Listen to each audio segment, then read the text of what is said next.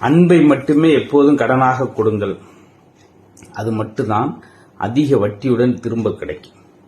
அதுக்கு நிகராதான் சார். அப்படியே ஒரு வயசானவர் ஹோட்டலில் நுழையிறாரு. பைய தடவி பார்த்துக்கிட்டே வர்றார். பைய அப்படி பிதிக்கி பார்த்துக்கிட்டே வர்றார்.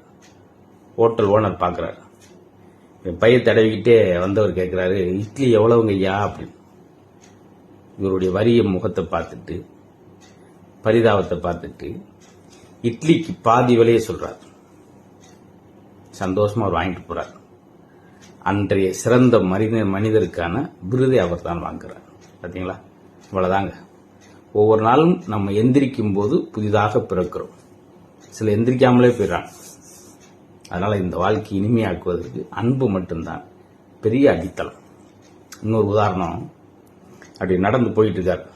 ரஷ்ய தேசத்துல லியோ டால்ஸ்டாய் அப்படின்னு சொல்லி மிகச்சிறந்த எழுத்தாளர். அப்ப அங்கிருந்து ஒரு தொழுநோயாளி, ஒரு பிச்சைக்காரன், ஐயா தர்மம் பண்ணுங்க ஐயா. பைய பார்த்தாரு, பெண்ட் பாக்கெட் பார்த்தாரு, கோட் பையில பார்த்தாரு, டாலர் இல்ல, சில்லறை இல்லையே. அப்படி லேசா கண்ணீர் விட்டான். சில்லறை இல்லையே சகோதரா அப்படின்னு லேசா கண்ணீர் விட்டான். சில்லறை இல்லைன்னு சொன்னதுக்கு, சேஞ்ச் இல்லைன்றதுக்கு வருத்தப்படுறீங்களா? அதுக்கு அவன் சொன்ன அந்த தொழுநோயாளியை, சார் என் பக்கத்தில் வர்றதுக்கே எல்லாம் கூச்சப்படுவாங்க, அப்படி ஒரு வாடை வரும்.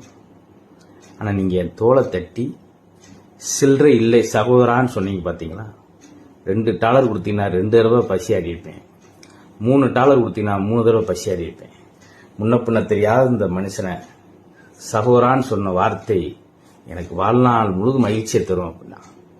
அவர் டாலர் தல்ல, ரூபா தல்ல, ஆனால் ஒரு வார்த்தை அவனை வாழ்நாள் முழுதும் மகிழ்ச்சி படுத்திருக்கு. பார்த்தீங்களா?